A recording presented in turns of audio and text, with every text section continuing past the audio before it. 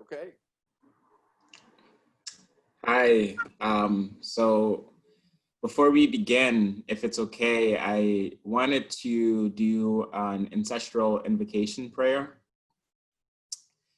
So a part of my journey has been reconnecting with spirit in many ways, and part of that being ancestral spirit. And so, that story sort of begins from my visit back to Ghana, which I look forward to chatting more with you about. And so this is a ancestral invocation that's from West Africa. And so if it feels good, feel free to sort of close your eyes or just settle into your body. Just take a breath.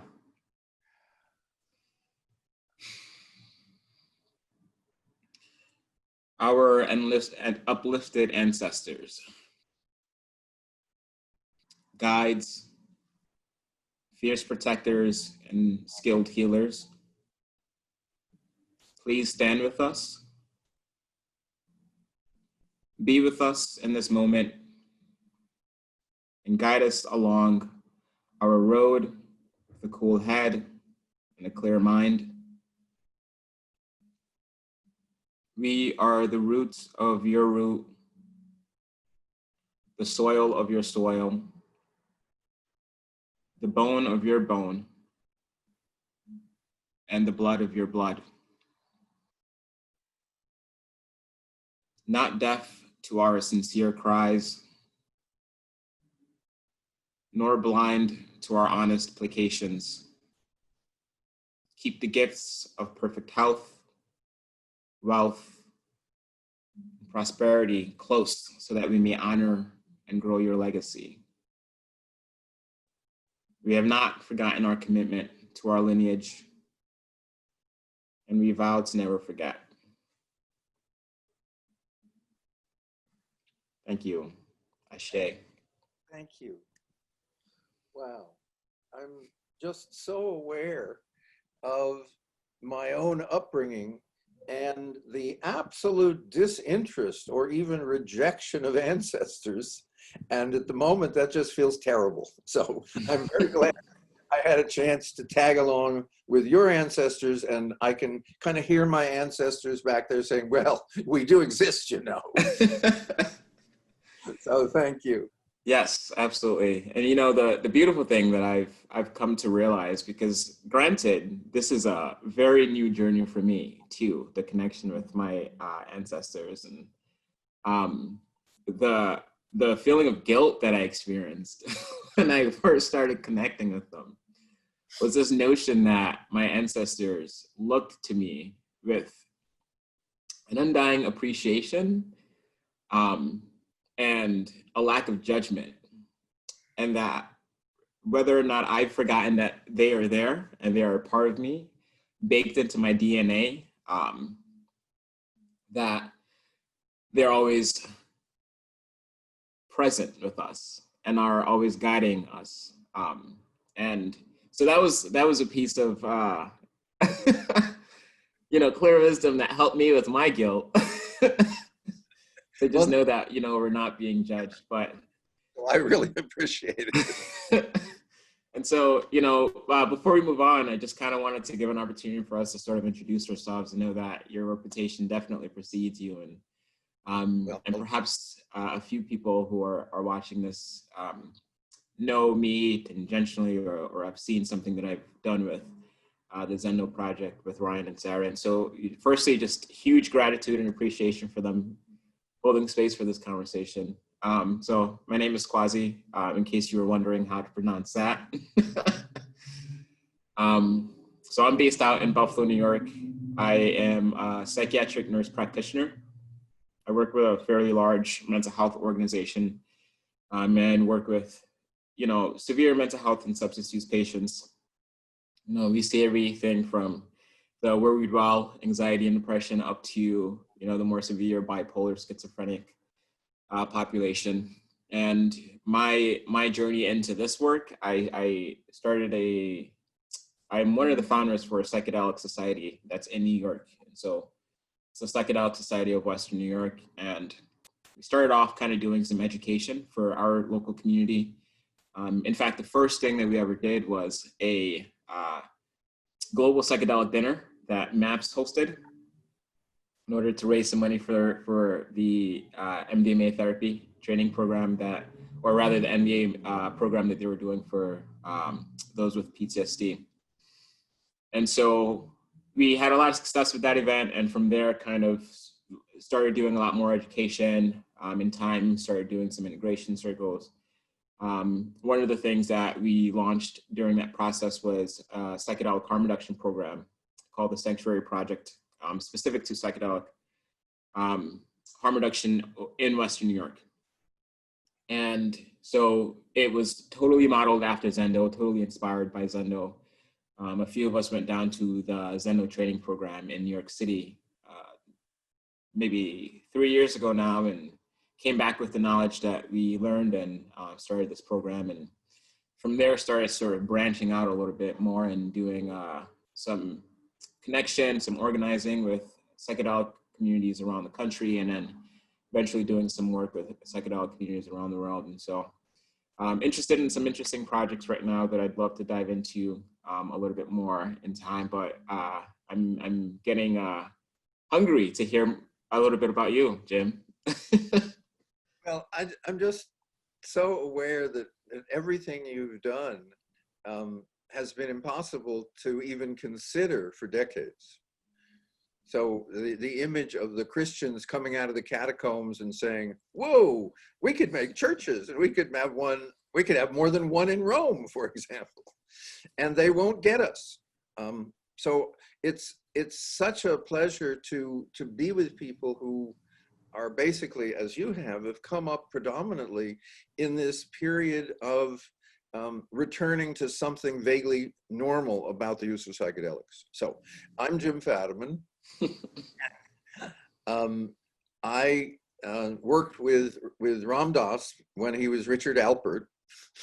I was an undergraduate. He was a young professor. We became friends. I worked in Stanford under his tutelage for a summer. Nothing about psychedelics. None of us knew anything about it. And after college, I went off and was living on as little as possible in Europe to extend the time. And he came over and said, the greatest thing in the world has happened to me and I want to share it with you. Poof, life change. And a month or two later, I ended up going to graduate school at Stanford. This was during Vietnam, and my draft board said, would you like to go to graduate school, or would you like to crawl through the mud in Vietnam with a rifle and kill people that you don't even know? And it was not really, it was not that easy a choice. I have to tell you, graduate school did not appeal, but every time I looked at the alternative, it looked terrific. So I was at Stanford, and I then had a major psychedelic experience, which totally blew away any possibility that psychology could be satisfying. And then there's the rest of my life.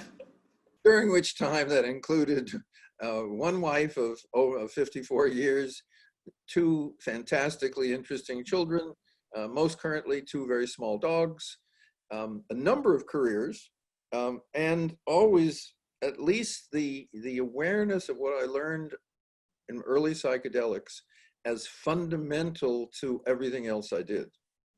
And then in the, about 12 years ago, I felt, well, there was stuff I knew that people were either forgetting or had never quite learned. And so I piled that into a little packet.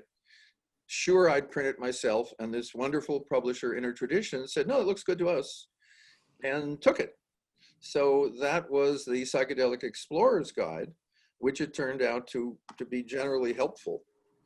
And then in the last decade, and I am over 80, so in the last decade, when sensible people, were thinking of retirement, I started to pick up the pace of my life and have been working with microdosing for the last 10 years.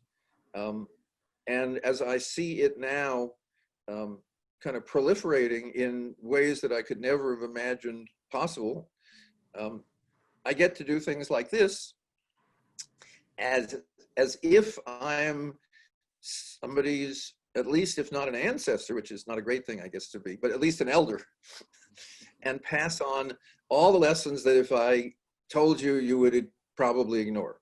But that's what we may do.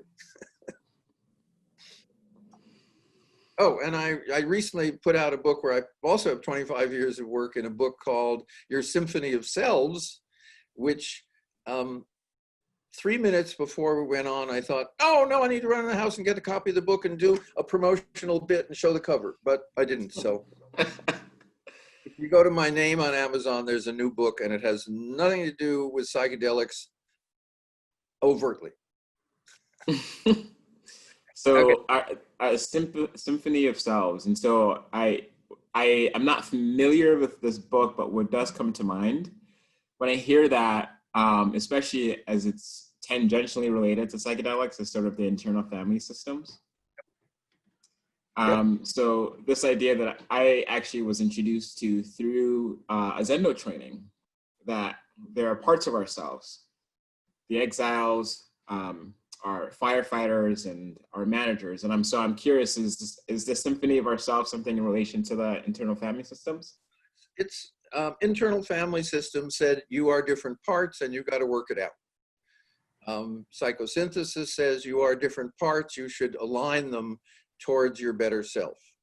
And there's a half a dozen.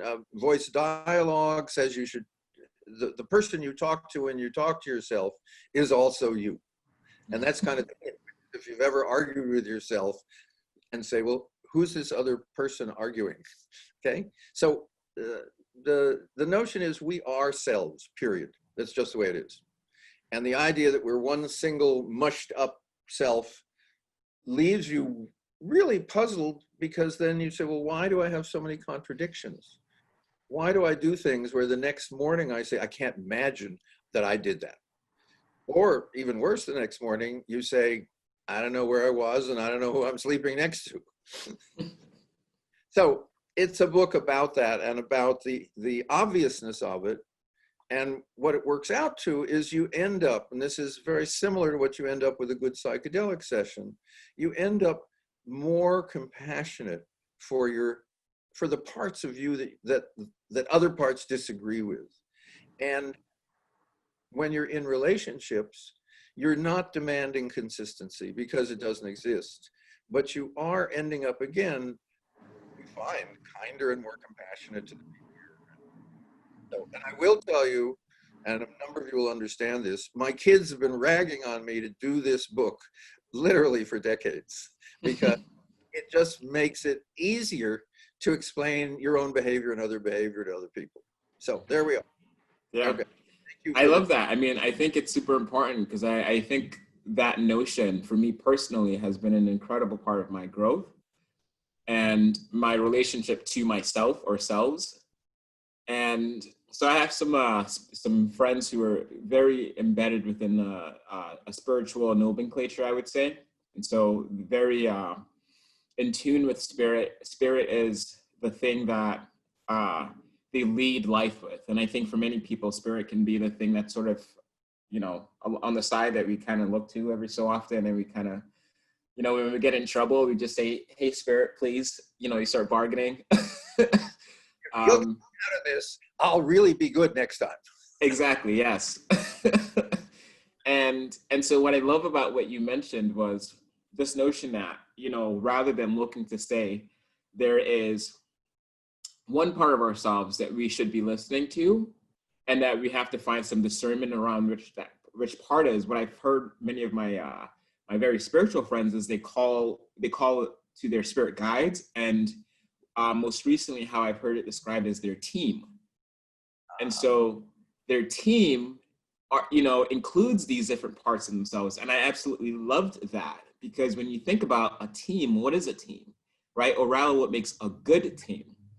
You have different components where there are different strengths and also different weaknesses, because collectively that team is what allows things to get done in a really productive and an efficient way. And it doesn't ignore any one part of that team, but rather it's a collective that needs to be consulted depending on what the needs are. Yeah, and that's what we really do. You know, we actually kind of go inside and like, who's the best person to handle this? And a phrase we use is the goal is to be in the right mind at the right time. So right now, we're in our kind of friendly, intellectual, with a little bit of spirit selves, okay? But when each of us is out on our respective streets, we may be quite different, because that's correct for where we are. And one of the things I so admire about what you're doing is working in hard mental health, when you know that many of the people you're working with could be helped so much better and so much more easily. I mean, I did psychedelic clinical work until the government said, we don't want to know anything more. And it has nothing, and the ending of psychedelic research, and I hope you all know this, never had anything to do with psychedelic science or the results or the interesting parts of psychedelics. It was totally American political. That aside, after I did that for a couple of years, I then got a job at some point as a clinician, student clinician at Stanford Mental Health, and I realized it was so slow. People were so repetitive, and I, you know, and I couldn't do anything but be a good listener and a moderately decent therapist. But I was aware that having taken away the best tool I'd ever found was almost physically painful, and I don't know how it is for you.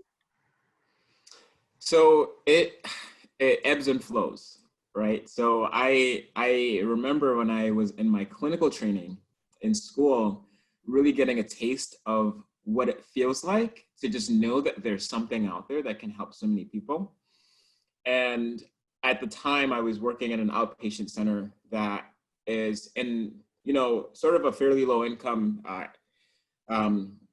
location, and so many patients who came in and out with really heavy trauma. And really, when you look at mental health, there isn't a single person, or rather, the vast majority of the people who come through the system are dealing with some sort of childhood trauma or adult trauma that's being processed and is being brought up in different ways: anxiety, depression, irritability, dreams, etc.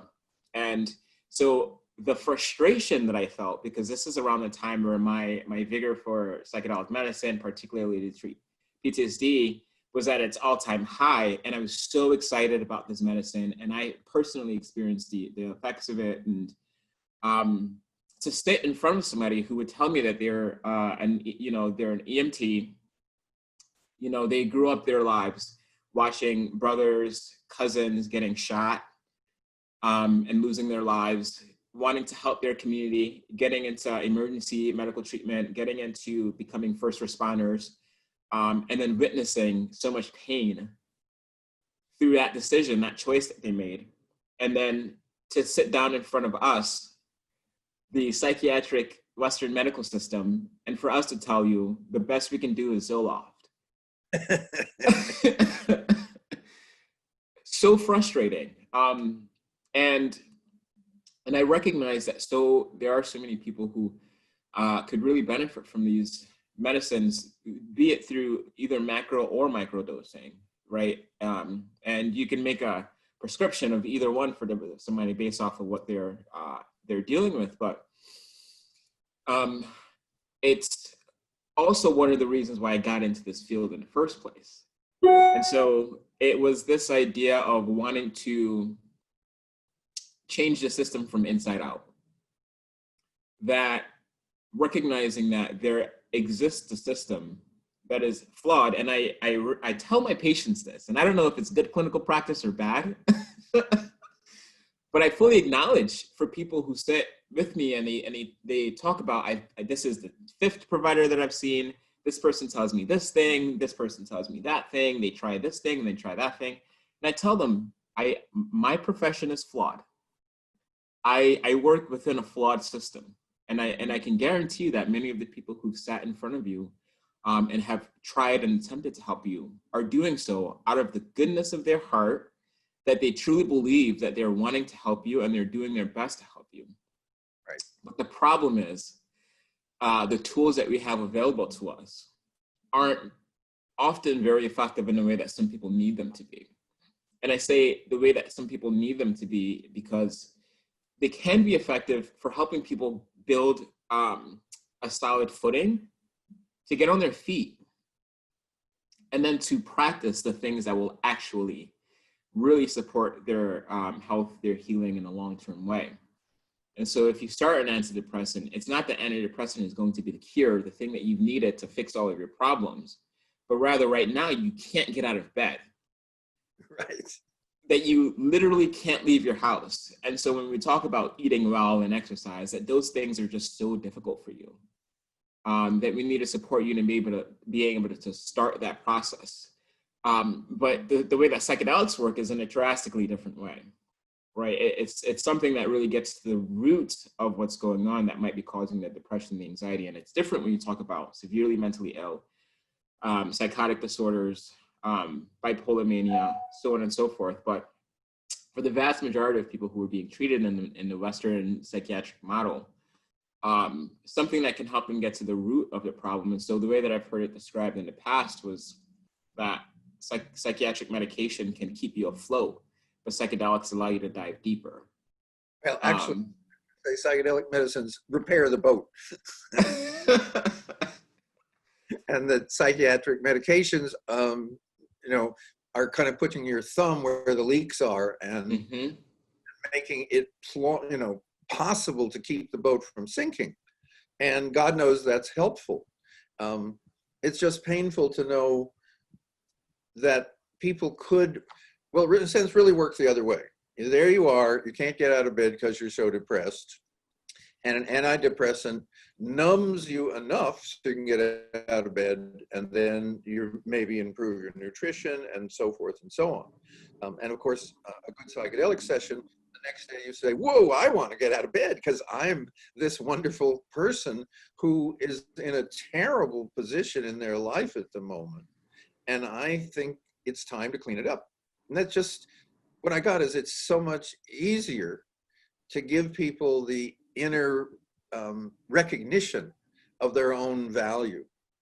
And then all those other things are incredibly helpful. It's perfectly fine to say to someone, well, now that you are willing to be better and to get over it and to deal with your ancestral trauma, there's some medications that might help you. Let's talk about it. Totally. It's really, it's just coming to that same place where here's what Western medicine offers you. But coming to it from a position of, oh boy, it's kind of like when I'm hungry, all kinds of foods are possible. But if I'm not hungry and someone says, here's a food that you've never tasted and it tastes awful, but it's good for you, it's hard. Okay. One of the things, by the way, is keep in mind that some of the worst tasting things in the entire universe are psychedelics. It's an interesting question. Why is peyote and ayahuasca almost equally terrible to taste? Okay, and one of the answers from one of the ancestors, one of the native indigenous people, is that's to keep you from kind of messing around with it. You got to be serious if you want to use these medications. You have to be willing to overcome the simple negative taste. Now, there's also a lot of science about what alkaloids taste like and so forth, but the indigenous answer seems much more sensible. I love that. And it also makes me think that for many, the experience itself might not be pleasant, right? So that principle that that difficult isn't bad, right? But often the difficult experiences are the ones that can bring about the most healing. And so one of the things that I've actually started doing in my practice, and I've shared with the counselors that I work with, so about 15 different counselors at one of the outpatient centers that I'm in, is that I encourage people that when they have sessions with their patients, rather when they have initial assessments and they're getting a full history of, your mental health history and your substance use history, when the topic of substance use comes up, I always implore them, if they say that they've used psychedelics, always ask them, what did it do for you? Yeah. Because usually with the way that we do some of these assessments, we're looking at your substance abuse history. But when you ask what did it do for you, it gives a totally different framework for how the patients can answer that. And so often when I ask that question, people start talking about these difficult experiences that they had with psychedelics, with psilocybin. I had one patient in particular who was actively in transition. So male to female transition. And in the midst of this, had an experience with psilocybin, and said during the experience, they went into it wanting to have fun. Right? Wanting something that tasted good, something that was a little sweet, you know, something that's gonna just kind of maybe allow me to escape for a little bit. Perhaps that firefighter part of ourself that's gonna, and what they found was something totally different. And so they said that they ended up having a conversation with themselves and thinking about their relationship with themselves, thinking about their relationship with their parents, with their friends. And the very next day, picked up the phone and tried to find a counselor. Well, there's a shift in terms, and it's an important one, which is there are good trips and there used to be bad trips. Now there are good trips and there are challenging trips. And John Hopkins, in one of their great big surveys with 12,000 people answer, they had one about, talk about your best experience and what it did for your life and so forth. And we kind of know what that sounded like. But they then did another one and say, describe your worst experience. And what was that like? And one of the questions in both questionnaires were, how valuable was this experience? And in the good one, it was 86% of the people said this was really important. In the bad trips and the challenging trips, almost the same number. Which is, people said, the worst trip I ever had was among the most important experiences of my life, and they meant it in a positive way. So Jim, Bad trip. I wanna maybe sort of pose that question to you. I guess I'd be curious to hear about maybe what the most challenging experience that you've had was. Well, I don't have anything sufficiently, horribly graphic. I was not caught in the endless hells of my own bad behavior for eternity, or became a rock and had to wait till the water eroded me in 10,000 years. But I do remember one Christmas Eve in a native friend's home just outside of Santa Fe, and realizing that whatever I was doing was going nowhere and not liking it at all. And I said to Dorothy, you don't need to stay with me. I'll get through this. And she went out and had this fantastically wonderful, fun day, making snow angels and meeting people and seeing God in everyone. And I'm thrashing around on the floor. And eventually she comes back and says, how are you? And by that time, I was back to just being sorry I'd blown the day. So not a torment, not a great breakthrough. I've certainly had scary moments, but I'm very almost addicted to set and setting. And if you're going to take a serious trip, having a guide. And having a guide simply allows me and anyone else to go farther than they would go on their own. And it's just the same way if I'm going to climb Mount Kilimanjaro, and a lot of my friends have done that. There's somebody with them who does it for a living.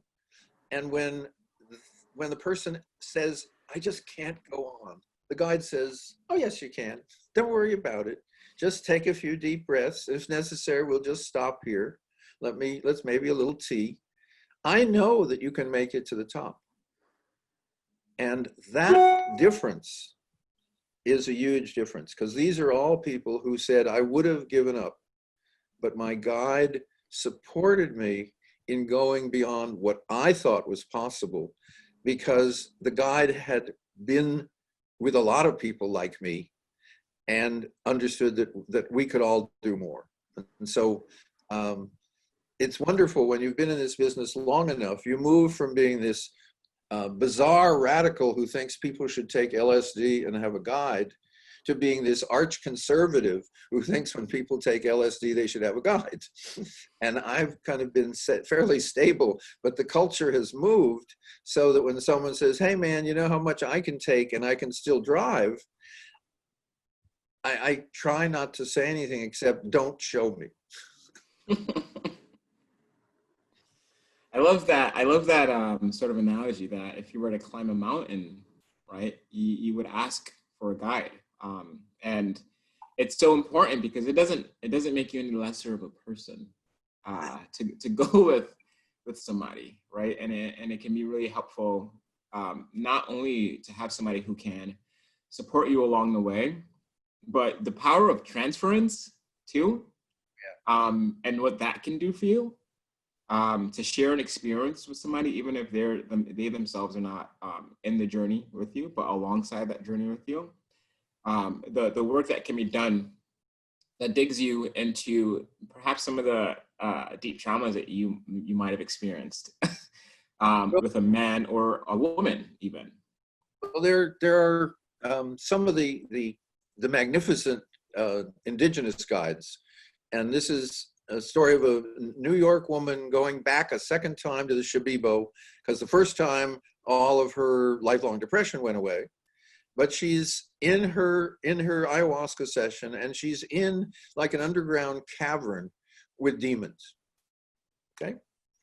And into this cavern, inside her head, comes her shaman. And he walks over to her and says, in essence, let me handle this. And he talks to the demons and they go away. And then he says, see you later, because she's in a group and he's got other people he's working with. Now, that's guiding. And that's a level of guiding that we're not trained at that level. As much as I admire all my MAPS friends and all the guides I know, I don't think that there are very few people who have that level of capacity, who not only kind of go along with you, but truly come inside with you and help you deal. So that's the next goal up. Okay, that's the Eagle Scout version of guiding. Yes, yeah, and that takes some really deep personal exploration. I actually want to use this as an opportunity to invoke Kalindi E. So you're familiar with Kalindi. And so, just a great explorer is a really good word for him. And such a powerful figure in the psychedelic community. And, what comes up as you share that story is, somebody who would take these very beyond heroic doses of psychedelics.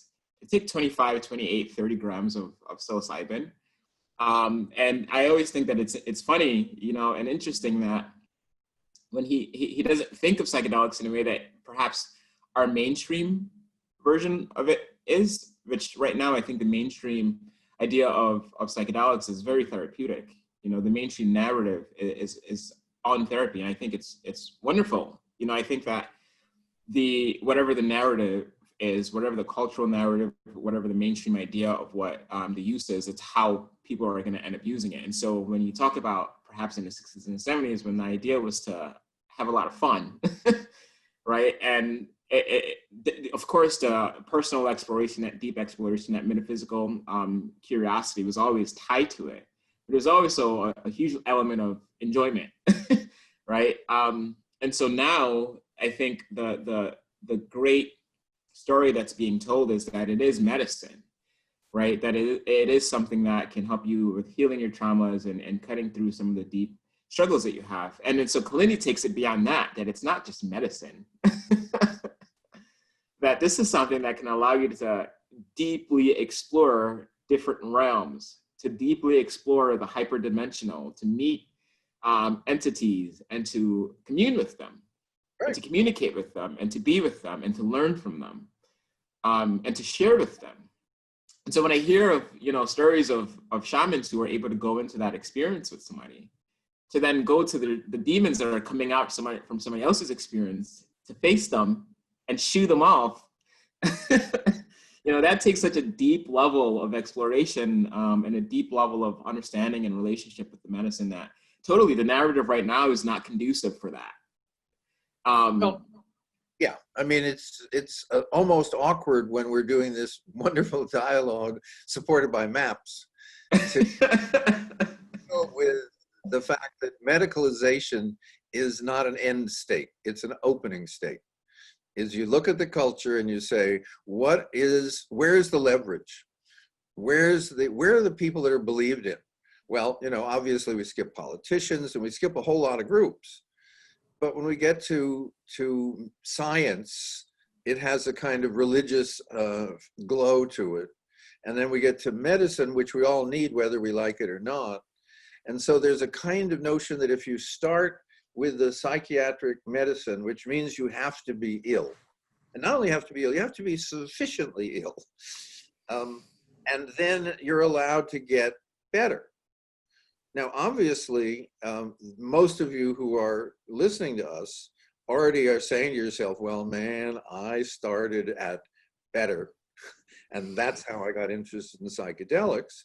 And that part of the spiritual use, of the self-awareness use, of the self-discovery use, hasn't yet been made acceptable. But we are all, almost all the people I know in the psychedelic world, whether they're doing medical research or spiritual research, are fairly clear that the end state is to have it used where it's most appropriate at any point in the life cycle for any, which include when you're in the best day of your life, that might be a day when psychedelics would be of value to you.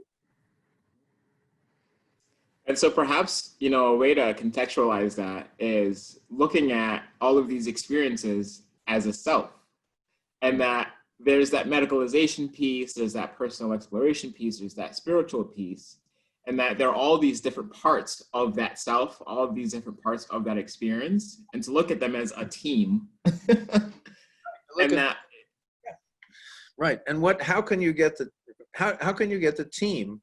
I mean, if you've ever played basketball, right? The team that is the most in harmony is usually the one that wins. The team that has one star wins sometimes, but usually there's a kind of resentment inside the team because they know they're not all being used as well as they could. They're all just feeding shots to him. And so the ideal team, of course, is, okay, who's the best for this one? Well, this one, you know, we're now in a crevasse. Does anyone in our team good at ice climbing? Because that's really all we need now. We don't need the philosopher. We don't need the guy that went to Harvard. We don't need the banker.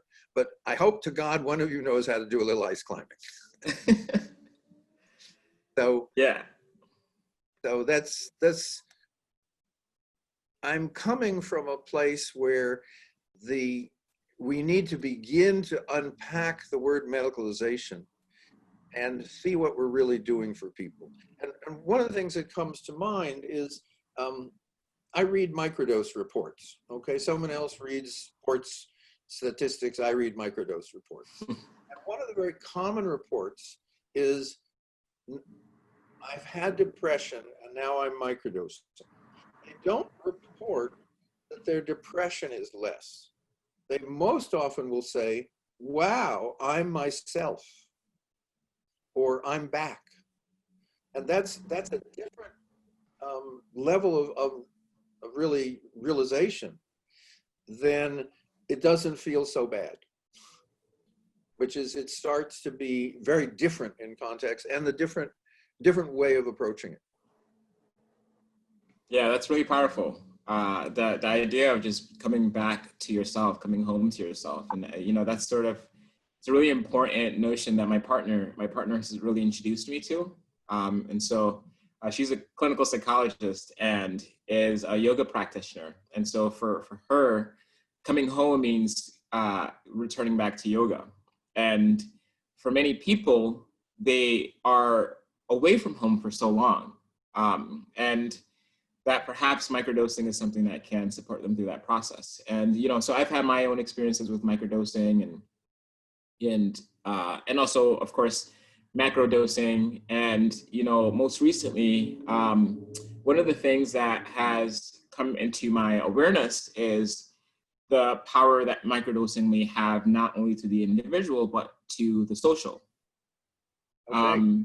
And so to maybe steer the conversation almost in a slightly different direction, a lot of the work that I'm doing right now has to do with mental health in communities of color, right, and bringing psychedelic medicine into communities of color.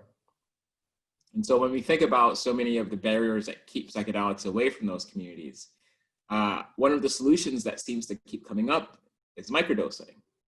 Now that's really, you know, a totally different take on it all, okay? Because one of the things that not puzzled us, but has always been a little hard for all of us, is how communities of color have in some sense been pushed away, I'm sure, by the way psychedelics are used, but also they've not rushed in. You know, we've not had to fight anybody off, unfortunately. And so what you're saying is that communities of color have a different take on psychedelics, perhaps because all they see is white people doing it. Some sense to that? Oh, absolutely. It's been part of the narrative. You know, the person who takes the psychedelic is wearing a flower headband and they're at, you know, a Grateful Dead concert, or they're going to a Fish concert, or perhaps they are, you know, going to Burning Man to have their first experience with psychedelics. And so what happens when that's the vision, that's the visual that you're given for the people who are most often taking psychedelics, is that you have this idea in your mind that the psychedelics are for them and not for me. And so it's also a very layered thing here, because it's not only the idea that it's for them and not for me, but there's a lot of fear around it. A lot of fear that's in relation to perhaps me taking the psychedelics as a person of color is a no-no in my religion, right? So that if I take psychedelics, this is me connecting to the devil. This is the demon that's working through me to connect with spirit, right? And so that in many Christian communities, that anything that connects you to spirit, and this is aside from communities of color, communities of culture, it's just from a general point of view, the Christian view for many people is that if you're using psychedelics, it's witchcraft, it's the devil's work, it's having an idol, a false idol, and having a different connection to spirit. And so all of those pieces really seem to prevent a lot of people of color, a lot of people of culture from accessing psychedelics. And that's just one layer of it. See, that's like really important. And I don't see that much in the kind of social justice argument. The social justice argument is, you know, we just need to change things because we've been, and people of color have been victimized in every conceivable way that whites could figure out. But the idea that here are psychedelics and we go with our little peyote button and they say, are you kidding? All you've done to us, you want to do this too?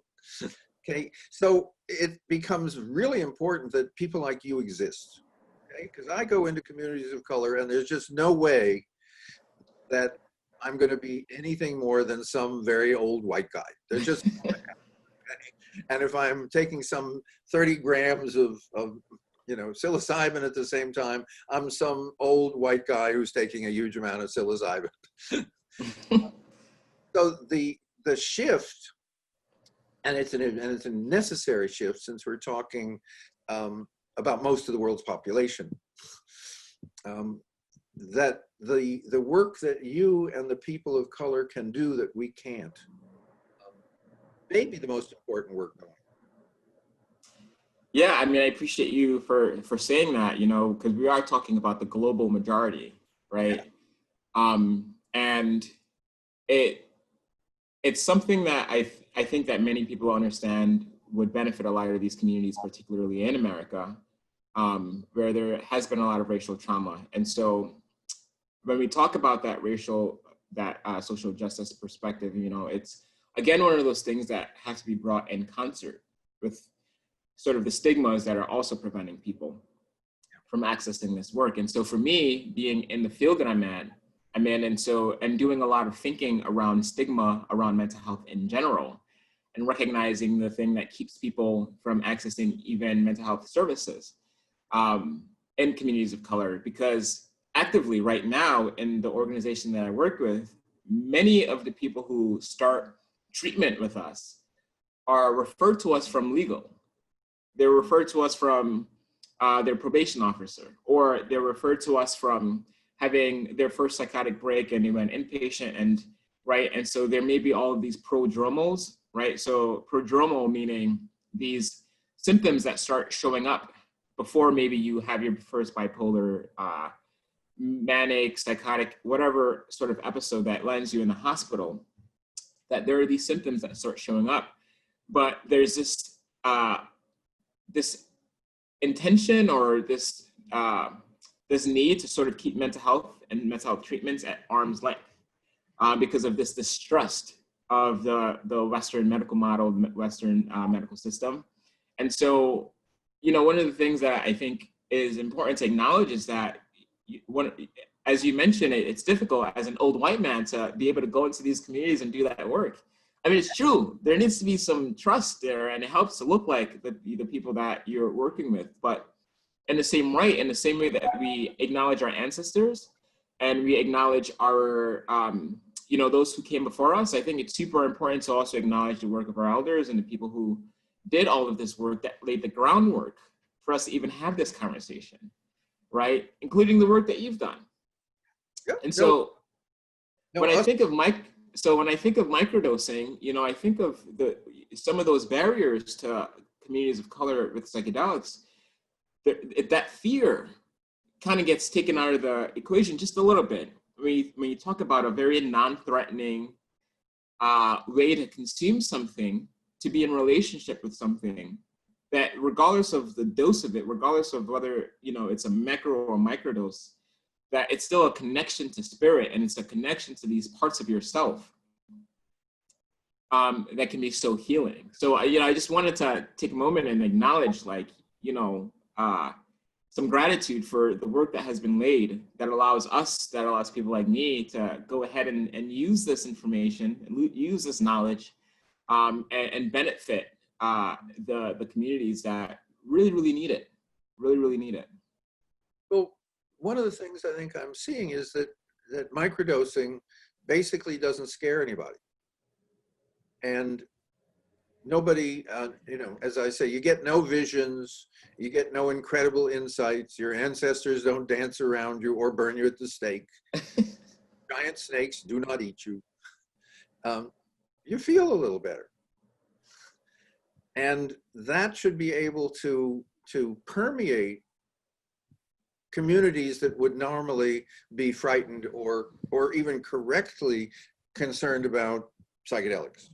Okay, and I just have to throw in something and show my credentials as this is arch conservative. Heroic doses are a lousy idea. Yes, Terrence is a wonderful person, and I love, and you know, 85% of what he says. But what you get with a heroic dose is either in trouble, or you don't bring anything back. Okay, you know, again, you're climbing a mountain, and at some point, the Sherpa says to you, "Hey, boss, I think you better use oxygen, or you're going to die." And you say, "No, man, I've been training," and so forth. He says, "Just take my word for it." There's no heroism in going above the line where you can't breathe. And so, anyway, I want to put in that little negative hit to, you know, there's a certain, I have to prove my capacity, and people who need to prove their capacity often find out exactly what is above the line beyond their capacity, and it's just not necessary. It's kind of like, how much can I drink and still stand up? Not a great proof of anything manly or womanly or smart. So that's my little negative hit. And all of you who have had a heroic dose and it's totally changed your life and I'm totally wrong, I'm with you too.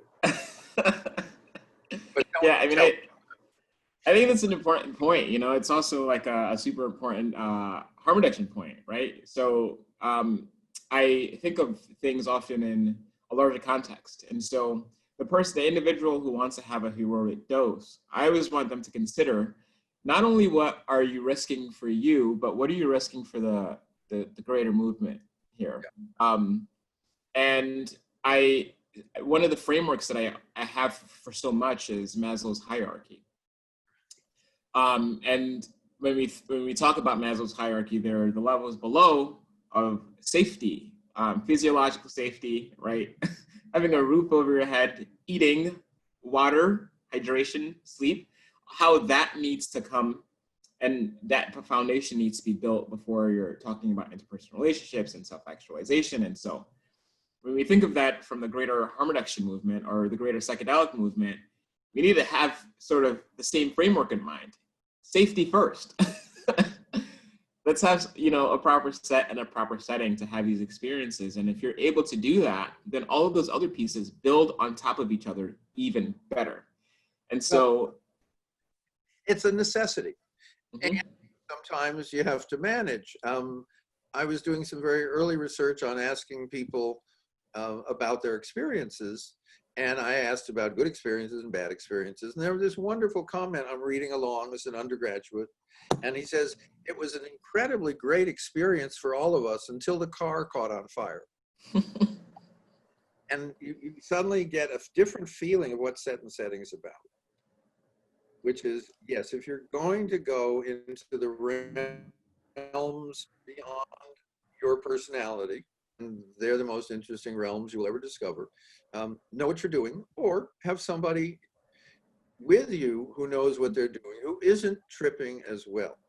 Because when everyone's tripping, it's like, if nobody is sober, it's very hard to figure out who's going to drive home. But if you have one designated driver, everyone feels great, and the designated driver doesn't have to have that job forever. So, you know, I'll share a story that I experienced in my early days of psychedelic use, where I didn't have sort of this sort of harm reduction mindset, and I was just flat out being reckless. So I ate maybe 500 micrograms of LSD. And it initially was with a group of friends. And so I had that same mindset of exploring the unknown and diving deep and wanting to, you know, access parts of my psyche that I had before, and thought, you know, the way to do it was to take more LSD than was absolutely necessary. And what I quickly found myself doing was facing death in a very uncomfortable way. And so in the psychiatric realm, we have a word for this experience called delusions of reference, where everything that's going on around you, whether it's a TV show or if it's a couple walking down the street or if it's a song playing on the radio, they're talking about you. They have a message for you. And so I was with a group of friends and we were walking down the street, and I'm in college at the time, early on in my college career, and I lived off-campus housing, which typically just not the best neighborhoods. And it's probably around 3 or 4 o'clock in the afternoon. And so, you know, the sun's starting to set a little bit. And so I, at some point, was with 2 friends who were having a conversation. And all I could hear them saying as they looked at each other, as they looked at me, was, "Kwasi, you need to kill yourself." And it was the most terrifying experience ever, because not only were they telling me that, but the dog that was barking across the street was telling me that. And the car that was passing down the street with their windows down, playing music, the song was also telling me that. And so I went off on my own. I left. I couldn't be around people. And so I'm walking around in circles, basically, in the city, alone, without a phone, without anything, with this internal dialogue of what is existence? What is life? What am I? With this notion playing in my head that essentially the allegory of the cave is what I was experiencing. That what I'm seeing right now is the shadow. And in order to see beyond that shadow, that I needed to die. And that was the only way that I could prove to myself that I, one, trusted the psychedelic experience. And so this idea of wanting to kill, there was nothing, you know, I was not depressed, I wasn't anxious, life was great, I'm a college student, fresh and excited and full of energy. But I have this notion in my mind that I might need to kill myself in order to access these realms. And the thing that was insane was I would have that sort of dialogue, and then I would come to this place of, no, Kwasi, you can't do that. And as I was walking around in circles, every time that I would stop and say to myself, no, Kwasi, you can't do that, I would look up and I would see a big roundabout sign. And then the loop would start over again. And then I would start, you know, walking around in circles of thinking of the nature of reality, and I need to, like, you know, do this thing and blah, blah, blah. And then I'd come back to the same spot and look up and it's a roundabout sign. And I did that for hours. And towards the end of that experience, after facing these figures like Buddha and Jesus and all of these religious figures who essentially sacrificed their lives through famine or through this or through that, thinking that they had sort of the similar idea, I was convinced that I needed to do the same thing. And by the end of that experience, I was so fixated on that idea, and it extended beyond the experience. And in hindsight, I realized how immensely damaging that was, because of the relationship that it gave me to death, that if I were slightly on the edge, could have ended so badly, right? That if I were with a guide, or if I had taken a reasonable dose, or that I had been conscious about my set or setting, that perhaps I could have had the same experience of questioning my existential truth, but at the end of the day, recognizing that this is something that we all sort of share, that this is a very common shamanistic perception, idea, that this is not something or an idea that needs to be held in isolation, that this is something that me alone needs to figure out, and the options for figuring out might include actually listening to the message in my head, right? And so that is like the one story that I often tell when I think about taking large doses, not being cautious about your set and your setting, because I have friends, I know people who've actually lost their lives to improper, unsafe psychedelic use. And so much of it could be mitigated by just being a bit conscientious, to being a little wise. I'll give you a different dying story because it has a very different flavor, which is I'm taking a psychedelic and I'm not taking too much, but I'm taking enough, and I'm lying there in a safer setting, and I think I'm going to die. And then I think, oh, I'm taking LSD, and there's a place in LSD where part of you says you're going to die. And I think, oh, you know, kind of, I've seen through that one. And then the voice says, this time it's different. I think, oh shit. Then I recall, wait a moment, I know that one too, which is the same part of you, which is probably what we would call ego or personal identity. Does this, it tries to scare you at this point because you're about to discover something important.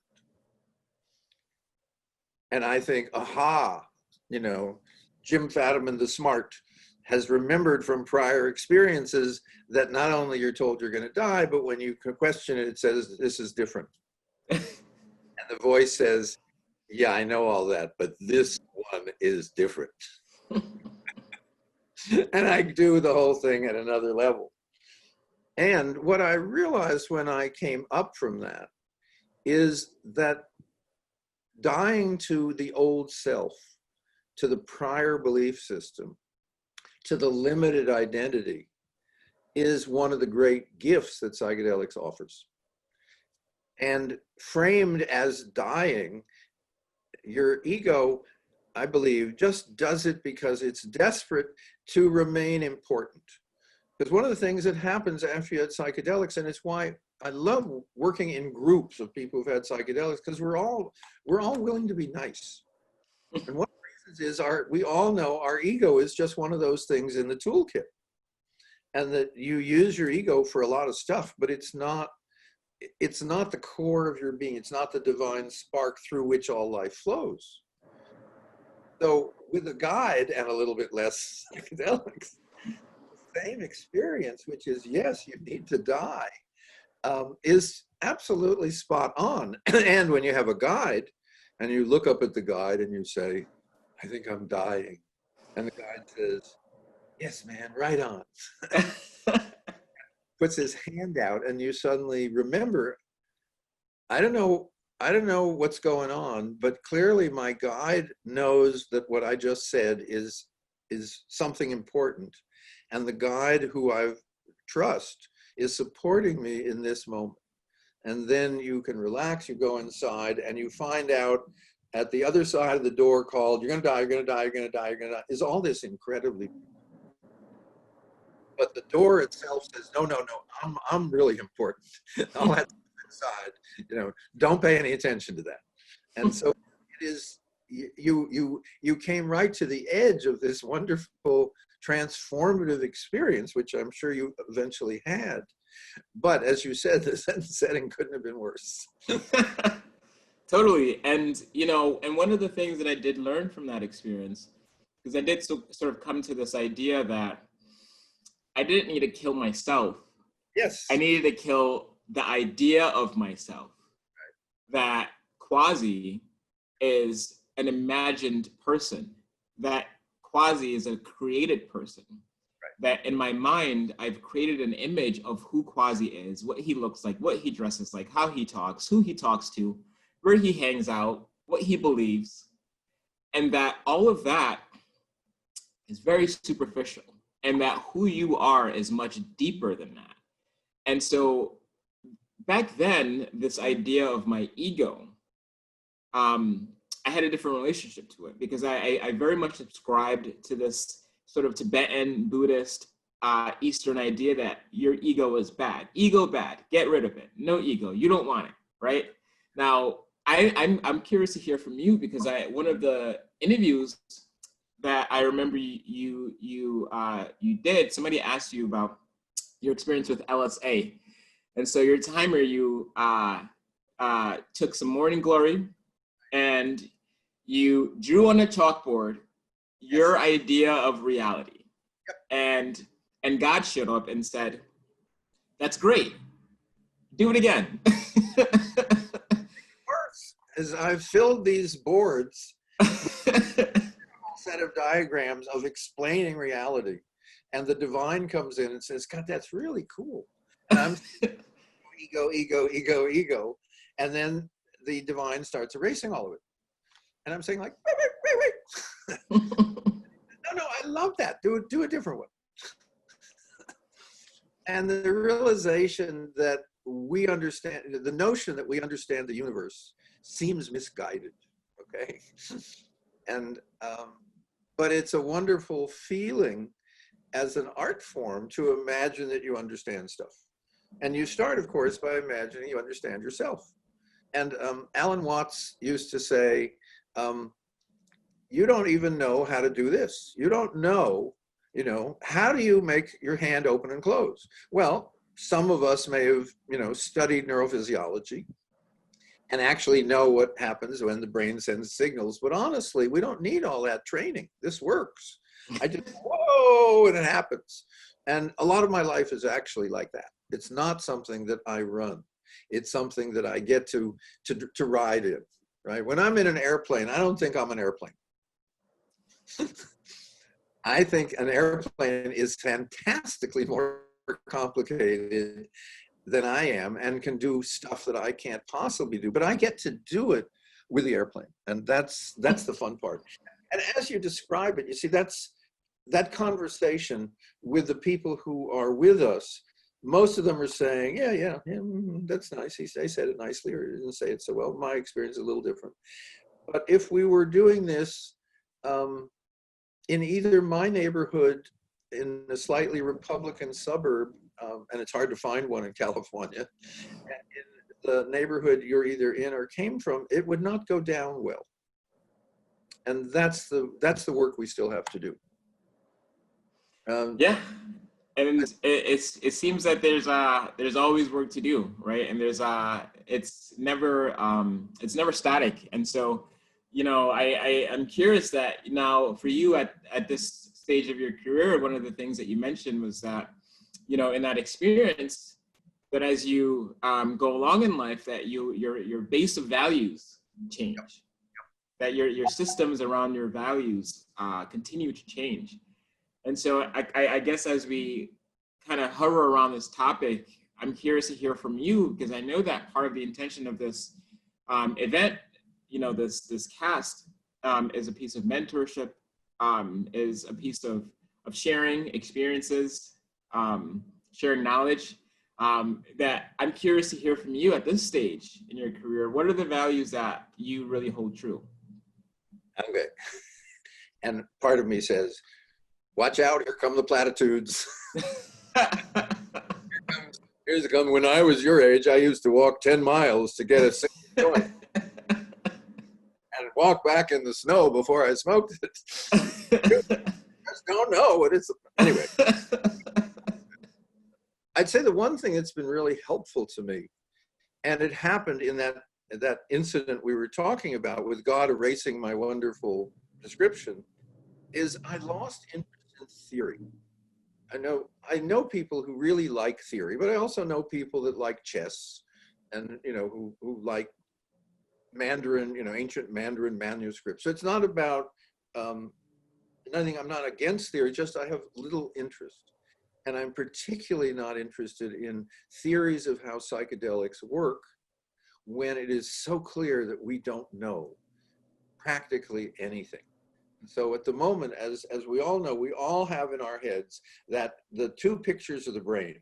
Here is the brain without psychedelics, and it has a bunch of colored lines. Here is the brain on psychedelics, more colored lines. Okay. I like that. We all like that.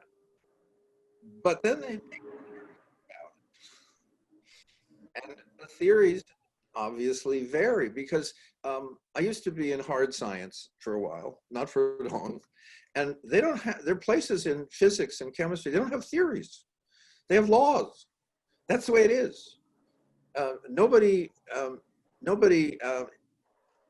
redoes the periodic table of elements. They add some, but they don't make a bunch of changes. But if you go into the mental health field, they literally rewrite the definitions of mental illness every few years.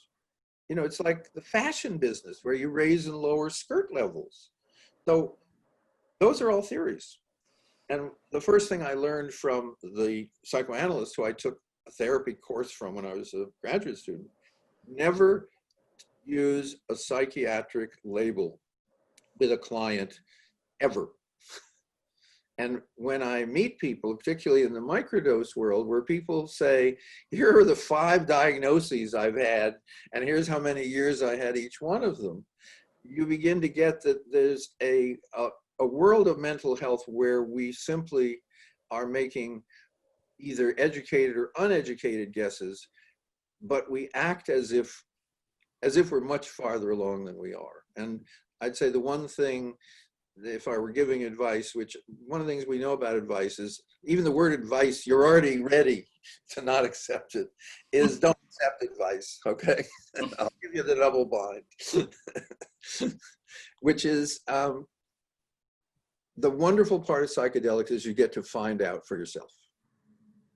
And the reason you have a guide is not that you're going to take on their point of view. That's not a good guide. That's just an evangelist. But they're going to say, if you walk a little farther in the direction you're going, there's a 100-foot crevasse. If you just step a few steps to the left, there's a path. If I were you, I'd take the path. That's guide. Okay. So my advice is notice the crevasses, see if you can find the path. And if you don't find the path, it's okay to sit down and wait, see what happens. Because Totally. I write fiction, and there's a question in fiction, which is you get your characters into some plot problem, and then you think, what's going to happen? What am I going to do? And I listened to a very fine fiction writer, and she said, the wonderful thing is in real life, something will happen. And you think, oh, okay. All I have to do is allow the something to happen, and I'll find out what it is. And every day, it's for me, that's kind of the way I like to live, which is when I don't know what I'm doing, I know something will happen. And when I do know what I'm doing, something will happen that I didn't anticipate. So either way, I live in a pleasant world of usually pretty good surprises. How's that? So I love that. Thank you so much. And it also makes you think about permaculture. So permaculture is sort of a model that I've really been deepening in relationship with. And so as a background, I'm working with a school in West Africa in Ghana, in a little town called Bawalashi, which is outside of the capital city of Accra in Ghana. And the school's got about 500 kids. And I was recently connected with a woman, her name is Janelle, out in California, who designs permaculture design programs for schools. And so I invited Janelle to see if we could develop this permaculture program for this school out in Ghana. And in doing so, I initially loved the idea because I was really fascinated with food systems. And in Ghana, about half of their economy is driven by agriculture. And so I thought it made sense to link a primary school with somebody with expertise who actually studied in Ghana. She studied at the University of Accra in biology. And so had this intention of going back to Ghana to support permaculture systems to help make their land sustainable throughout the agriculture that they're using. And in the process of wanting to connect the school with sustainable agricultural systems, I learned so much about life. I learned so much about sustainability in general. And one of the things that you're talking about of this valuing the unknown reminds me of one of the permaculture principles, which is valuing the marginal, valuing the edges, valuing diversity. That to hold on to systems, to hold on to what you think you know can be flawed, but rather when you look at the unknown, when you look at the things that are often forgotten, the things that are often not thought about, is where the gold is, right? And how the key is always about integration as opposed to segregation, right? And so when we talk about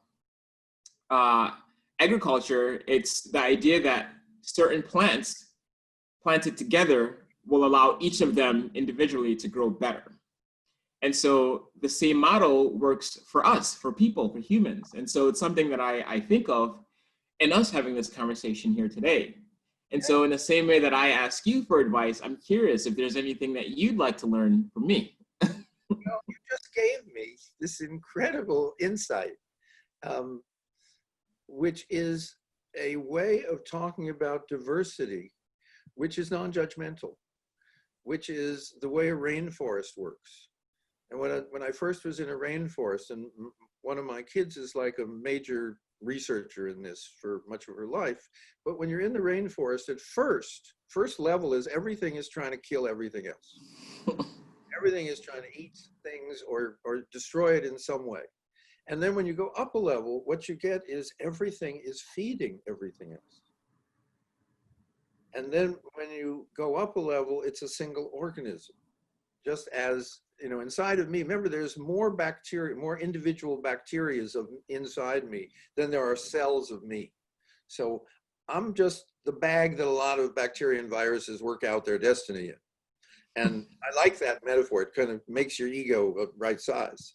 So when you remind me, just permaculture is very simple, saying if we plant things that work with each other, everyone wins. See, I love win-win. That seems to be the only game worth playing. Both, because obviously the other game is bad for at least half the players. And when you go up a level, it's bad for all the players. So you have given me probably something that I keep saying, but I never quite got it as clearly in terms of intercultural. And that's really, and it is, now that I can see it, it is one of the great barons in the current psychedelic scene. It's when you deal with forests, the worst kind of forest is called monoculture, where you only have one kind of tree. And nature doesn't do well with that, because one disease and the whole forest is gone. Real forests have lots of different trees that have totally different things to do, so to speak. Some have fruit, some don't, and so forth and so on. But they all support each other. And any given tree that is in trouble, the rest of the forest actually makes use of that. So I am hoping to see in you and the people you're working with, you know, not my initial notion, which is, when are you just going to get rid of us? Which is one solution, of course, but to not become, you know, the various monocultures of the psychedelic world need to begin to permeate, so that the psychedelic rainforest nourishes everybody. And so I am very grateful to you for making that really so easy to share with people. So well, thank you. Permaculture for all. Absolutely. It's beautiful, you know, and I so value your knowledge and your experience, and I know that you value my experiences too, because we've had such different experiences. Oh, yeah. And different backgrounds. And ultimately, I think that as we continue in the work that we're doing, we're all working towards the same thing. That ultimately we all want to make the world a better place. And in order to do that, it requires that valuing of diversity, it requires that interconnectedness, and it requires that integration. Well, and that in having these conversations, not only are we able to start that process with each other, but ideally and hopefully we create a model and create an example of how that process can occur. Well, we have to hand it to MAPS. Because I don't have an opportunity much to get outside of my, you know, my very white culture, and to really look at the psychedelic future, which we have one now, which is wonderful. And when you spend a lot of your career kind of hiding in the catacombs, the idea of integrating with the rest of the Romans didn't occur to you. You know, mainly you're trying to survive and not get arrested. But now that we're tend not to get arrested, the next step is obviously to move from monocropping to permaculture. Yay for us. Okay, and now we both know this wonderful person in our lives called Ryan.